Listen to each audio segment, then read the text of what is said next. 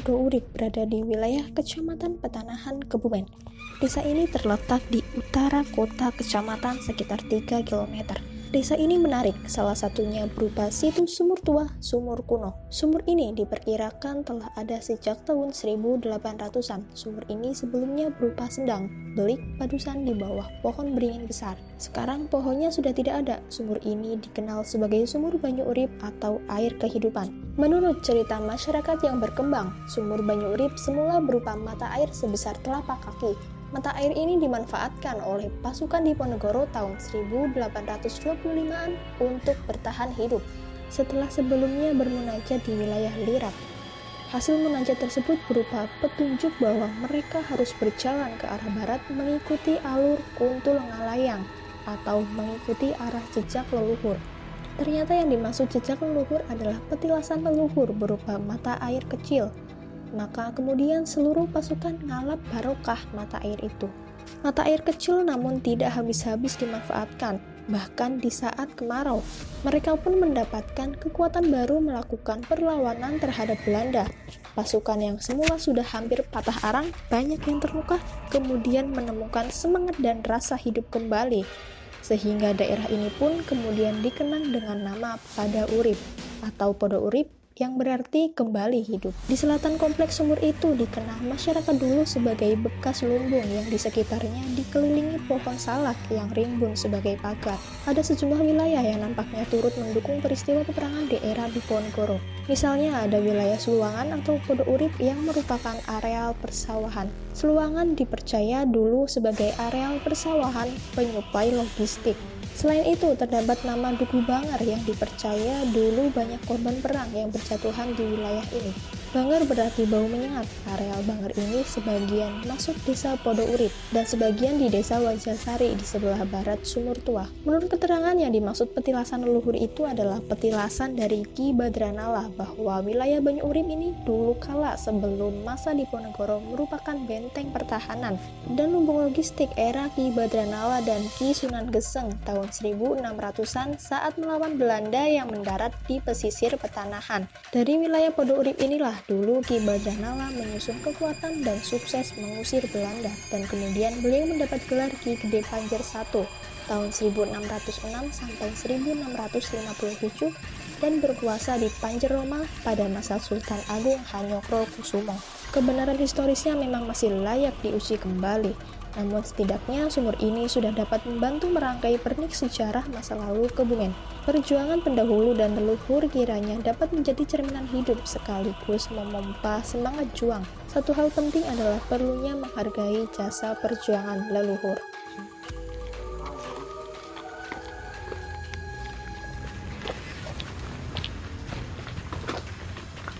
Assalamualaikum warahmatullahi wabarakatuh. Selamat malam, salam budaya, salam tradisi. Malam ini saya Charles Mungim. Nah, kali ini sebagai tempat yang pertama kami kunjungi di sini. Di sini kita akan membahas tentang suatu daerah yang berada di Kebumen, tepatnya di Desa Podo Urip, Banyu Urip, Kecamatan Petanahan. Nah, di sini kami sudah ada tokoh spiritual di desa ini, namanya Ki Gede Masbi. Nah, selamat malam. Selamat malam. Sehat? Alhamdulillah, Pak Aris, gimana? Alhamdulillah sehat. Nah, kelihatannya ini kalau suasana seperti ini ada kedatangan beliau Ki Gede Masbi dengan kostum yang begitu, menurut saya sangat sangat gagah ya. Tapi agak sedikit seram. Tapi serem mana Bor sama ketemu mantan Bor? Serem ketemu mantan dong. Nah, ini Ki. Ya. Ini desa apa namanya? Ini desa Podo Urip, dukuhnya Banyu Urip atau Karangwulu. Karangwulu, Banyu Ya. Urip. Ya. Oh. Nah, di sini apa sih yang menarik untuk diceritakan kepada nanti teman-teman yang melihat tayangan ini, apa kira-kira? Jadi di sini tentang apa yang sudah berkembang di desa kami, di desa Podo Urip atau Banyu Urip, ya, itu berkembang mitos atau sejarah ya, desa, mitos atau sejarah desa ini. Ya, awalnya banyak yang ragu, tapi setelah ada beberapa kali pembuktian tentang apa yang nanti akan kita ulik lebih dalam lagi, mereka yang jauh-jauh cenderung akan dan sering datang ke sini. Sebenarnya ini hanya sebagai lantaran, artinya semua kembali kepada Tuhan, ya, karena apapun judulnya, apapun namanya, kalau kita berkeyakinan dengan Tuhan tentunya, semua itu kita sebagai manusia atau tempat-tempat tertentu itu hanya sebagai perantara saja. Ini tidak ada istilah musyrik atau apalah sebutan agamanya, tapi di sini kita hanya sebagai perantara untuk sesuatu hal apa yang nantinya kita inginkan. Nah, jadi Bor, daripada kalian kalau di rumah, kita lanjutkan. Tadi sudah ada pengantar dari Ki Gede Masdi, akan banyak hal-hal menarik dari cerita yang akan hadir di sini. Nah, sebelum kita lebih dalam, lebih jauh lagi untuk mendalami cerita nanti yang akan kita sampaikan. Nah, sebelum kita ke sana, ya, kalau kalian punya YouTubean aja, tapi jangan lupa tonton Gentayangan, oke? Terus.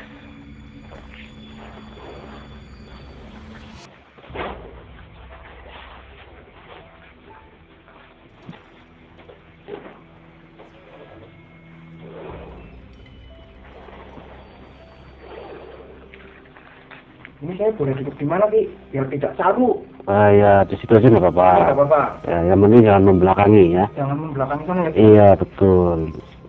Tentunya sebelum kita melakukan sesuatu atau kita mau sowan bahasanya, tentunya kita harus memberikan saran dulu kepada tuan rumah tentunya, karena ini adalah punden atau tempat yang memang dikeramatkan oleh orang sini atau warga sini, khususnya warga desa Podurip. Ya, kita harus istilahnya kulon nuwun, cara bahasanya kayak kulon nuwun. Jadi dadi wong ki aja nganggo karpet dewek, tapi dadi wong ki nganggo angga ungguh rumangsa, tapi aja ngerumangsa nih. Seperti itu Pak Aris. Silakan Ki di Oke. silakan. Nah, Bor, ini dewek ini mengemar tamu atau membuka jalan ke rumah orang atau ke tempat manapun, kita harus tahu ungguh. Kayak nembak cewek, jangan langsung jedor tembak gas, apa itu harus ada bahasa yang manis biar kita tidak diganggu dengan bahasa yang negatif. Begitu.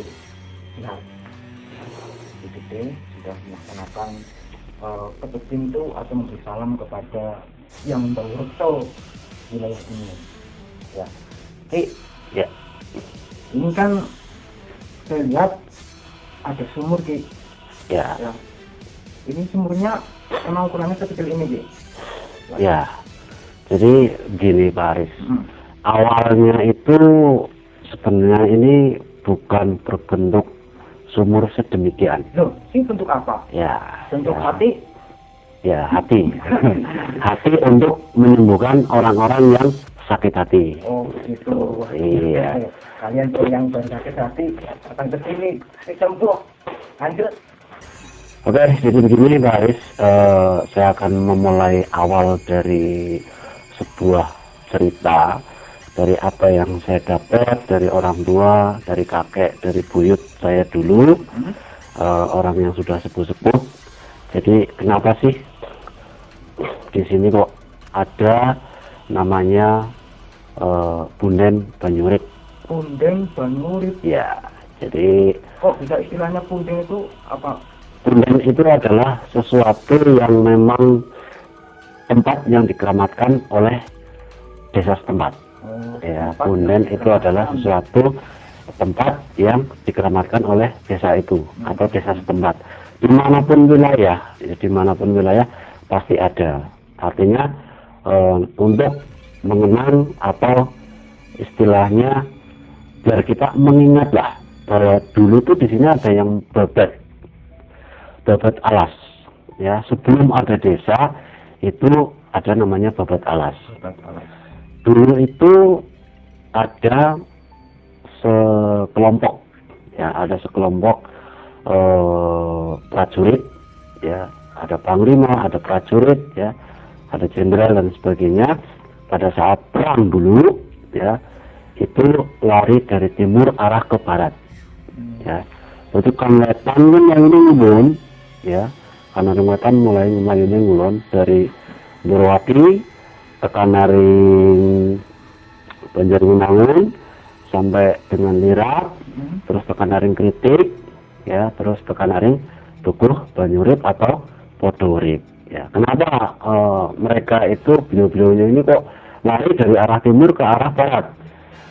Banyak prajurit atau anak buahnya si pemimpin perang pada saat itu ada yang sakit, ada yang kena tembak dan sebagainya.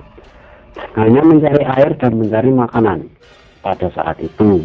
Ya memangnya kalau ini kan kecil ya, banyak mereka yang membutuhkan air, apa nggak kurang airnya? Ya, jadi pada saat itu memang banyak sekali orang berpikir seperti itu ya Pak Aris. Artinya Ya, saudara Sumal kan tempatnya kecil, kok dipakai orang banyak, ya sak lah. ya betul, bahasanya sak. Dipakai orang banyak, sedikit tapi cinta. Banyak minta cinta sini, minta cinta sana. Habis bintang. Habis cintanya. Iya betul. Bona bor. Jadi singkat cerita dari arah timur Kritik, ya, sampai Kritik tadi itu ada pangeran, waktu itu namanya Pangeran Trembayat.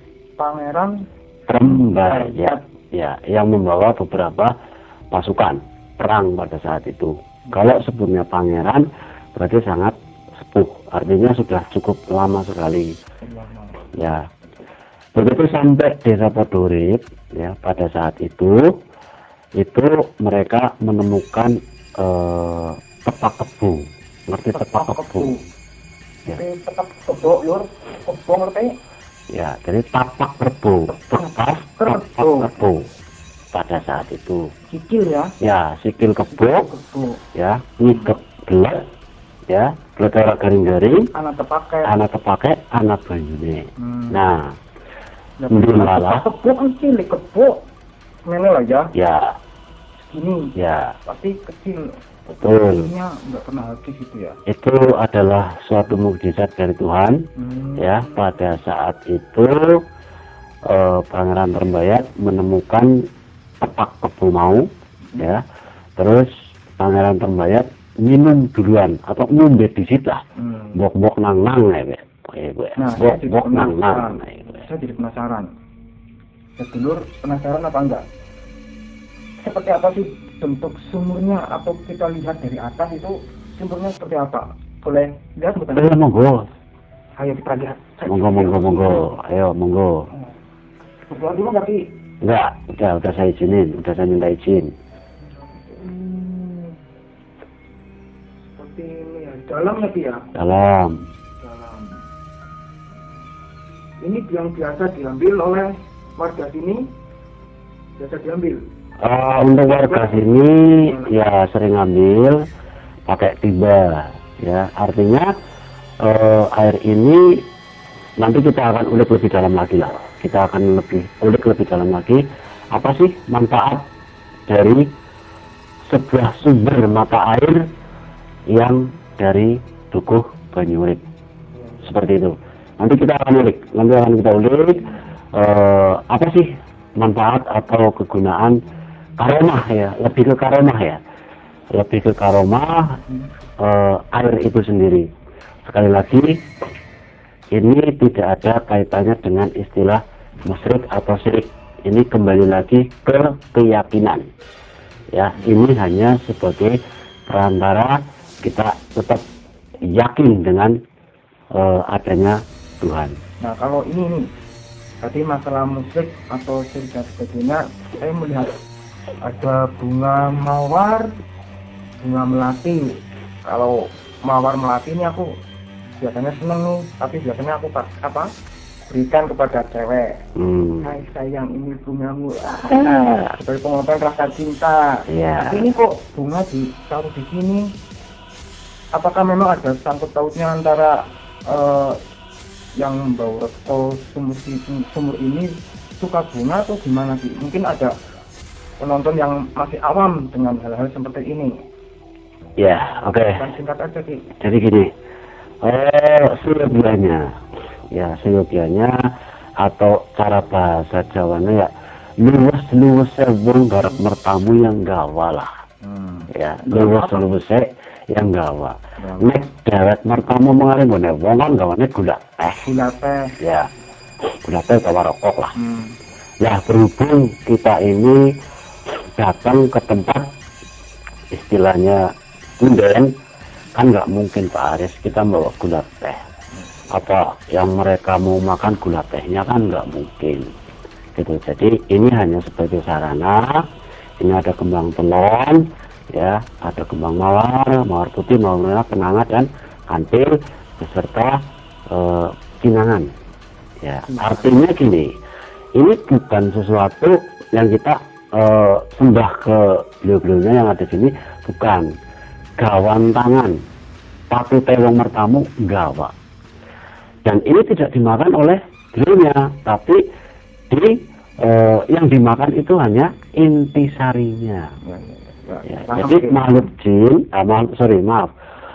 makhluk gaib, ya kan, itu cenderung menggunakan atau memakannya bau-bau wangi-wangian, bukan bendanya. Ya, begitu. Oke. Seperti itu.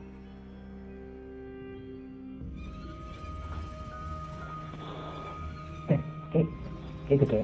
Ya. Ini sepertinya ada ruangan. Ini ruangan apa ya? Oke, ada hubungannya dengan ruangan sini atau kira-kira kok rasanya ini aneh, ada sesuatu nggak di sana? Ya, sebentar Mas Aris. Jadi dari tadi saya diam, artinya melihat sesuatu secara kasat mata. Jadi di sini ada ruangan, ada dua ruangan.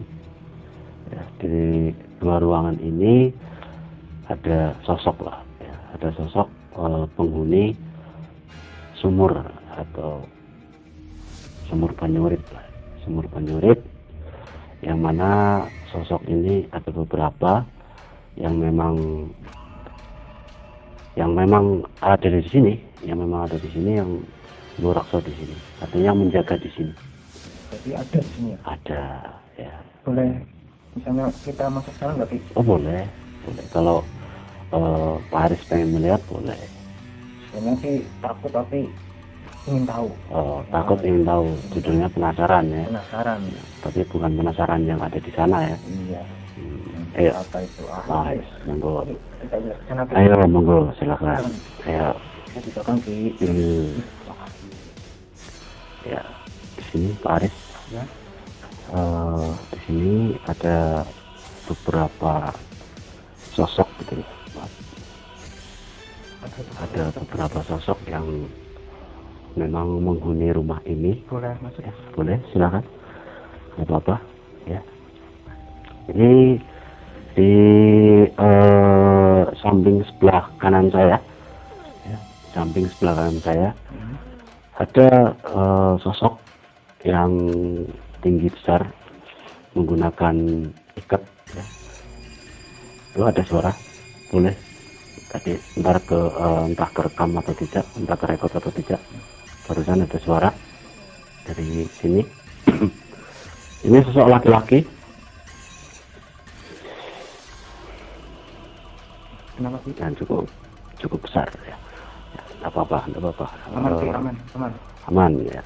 Beliau hanya ingin berkenalan, maksudnya siapa kalian gitu ya. Jadi tidak siapa-siapa, ini cucunya Mbah ya, cucunya mohon izin kepada panjenengan yang ada di sini untuk meliput ya adanya kisah dari sebuah sumur Punden Banyurit ya. Jadi kami mohon izin seperti tadi saya sampaikan Mbah. Di rumah Punten nggih Mbah. Punten Mbah. Jadi di sini ada sosok satu. Terus di sebelah sana ada lagi perempuan, di atas juga ada satu ya, di atas ada satu. Ketiganya ini areanya cukup lumayan besar, ketiga-tiganya ini ya, karena ketiga-tiganya ini memang kalau bahasanya itu bahasa Punggawa ya. Punggawa ya. Maksudnya apa gitu? Punggawa itu adalah dia yang memang diserah terimakan untuk menjaga wilayah ini ya. Ini saya sebut, ini ada Mbah Bronto ya. Di sini ada lagi ini Mbah Lekor yang laki-laki. Mbah Lekor duduk beliau. Ya, duduk beliau. Dan yang sebelahnya ada Mbah Putrinya, namanya Mbah Putri Lekor juga. Ya, di sebelah sini ini ada sosok ya, sosok ular. Ya, ada ular, sosok ular. Ya, Panjang Ki. kurang lebih 1 meter. 1 meter. Ya, kurang lebih 1 meter. Namanya Mbah Degol. Sebentar. Ya, namanya Mbah Degol, betul. Mbah Degol namanya. Ya, jadi ularnya itu agak sedikit bengkok di badannya. Ya, ini di sebelah sini. Ya, ini ular. Ini Mbah Putrinya. Di sini Mbah Kakungnya atau laki-lakinya. Di sini Mbah Brontonya. Yang di atas juga ada sosok seperti perempuan, ya, perempuan tapi rambutnya panjang, ya, rambutnya panjang. Ya, dibilang seram nggak juga sih sebenarnya. Auranya Ini juga. macam kayak apa kalau di TV itu kuntilanak apa? Ya, seperti itulah. Tapi saya tidak menyebut itu lah ya. Ya, sebelah sana juga ada, ya. Itu ada sosok sama, tapi tinggi besar, ya. Ini laki-laki. Ya, ini semuanya masih mencakup wilayah sini, ya, artinya melindungi wilayah sini atau desa sini, ya. Ya, kami juga mohon maaf kepada panjenengan lah yang apabila kami kurang pas atau kurang sopan dalam bertamu, ya. Jadi, Ya. Saya kira mungkin nggak baik terlalu lama di sini, mungkin kita akan bahas. Ya, karena auranya cukup panas, ya, Cukup badannya nyaman, ya. takut kenapa dengan teman-teman kru juga. Ya. Jadi kita keluar dulu, kita lanjut untuk pembahasan yang berikutnya. Oke, siap. Mari. Ya, mari.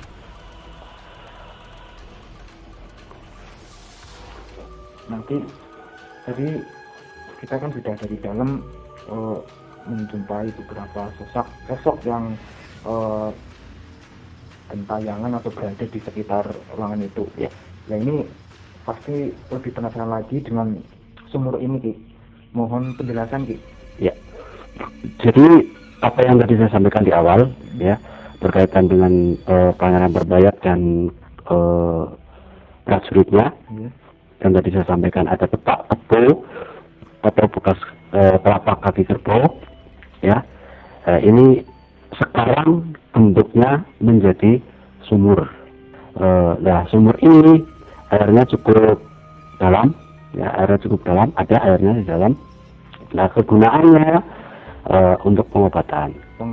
Iya, untuk Banyak pengobatan. masyarakat yang datang ke sini dengan tujuan mencari obat dari segala penyakit, datang ke sini. Ya, tentunya ya itu berdasarkan keyakinan masing-masing. Tentunya ini hanya sebagai perantara atau alat lah ya, bahasanya seperti itu. Kalau lantaran.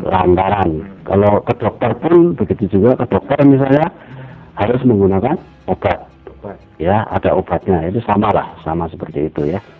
Jadi ini sekarang berbentuk sumur yang tadinya hanya petak kerbau atau bekas telapak kaki kerbau, ya. Sekarang sudah dibikin sumur. Nah, sumur ini tembusannya atau sumbernya itu mengarah ke pantai selatan. Mengarah ke pantai selatan. Iya. Hubungannya dengan yang mau Bau Rekso pantai selatan. Betul, seperti itu ya. Nah, kalau terus mungkin nanti akan lebih panjang lagi. Nah, kita sudah mungkin cukup menelusuri cerita atau mitos-mitos yang berada di sekitar tempat ini. Ya. Saya harap IPT bisa menyampaikan apa sih pesan-pesan yang bisa disampaikan kepada para yang menyaksikan tayangan ini biar ada hikmah atau pesan moral yang bisa diterima dan dilaksanakan oleh para masyarakat sih. Ya, jadi begini, buat teman-teman YouTuber atau penggemar YouTube ya, di sini saya menyampaikan silahkan kalian mencari apapun itu obat, tapi kalian harus menggunakan keyakinan. Artinya semua itu adalah perantara. Ya, di sini tidak ada, saya katakan tidak ada istilah musyrik atau syirik. Semua tergantung dari keyakinan diri masing-masing atau sugesti. Ya, kalau orang sudah tersugesti, insya Allah penyakit apapun judulnya yang dari Allah akan kembali ke Allah, dari Tuhan akan kembali ke Tuhan. Ya, jadi ini tidak ada kaitannya dengan syirik atau musyrik apapun, tapi kembali ke keyakinan masing-masing individu manusianya. Ya, kenapa demikian?